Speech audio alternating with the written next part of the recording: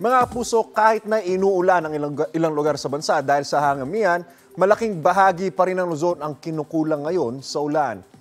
Base sa datos ng Pag-asa mula January 1 hanggang January 21, way below normal rainfall ang natala sa halos buong Northern at Central Luzon, kasama po dyan ang Metro Manila at ilang bahagi ng Calabarzon at Palawan. Yan po yung makita natin sa mapa na nagkukulay pula.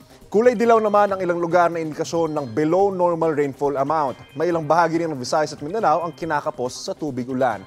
Nakatulong naman kahit paano sa ilang bahagi ng Mindanao, partikular na sa ilang lugar sa Caraga Region, Davao Region, Soc-Sargen, BIRMM at Northern Mindanao ang ilang araw ng pag-iral ng shearline para makapagtala roon ng near normal at above normal rainfall amount. Yan po yung makita sa mapa natin na kulay green at kulay blue.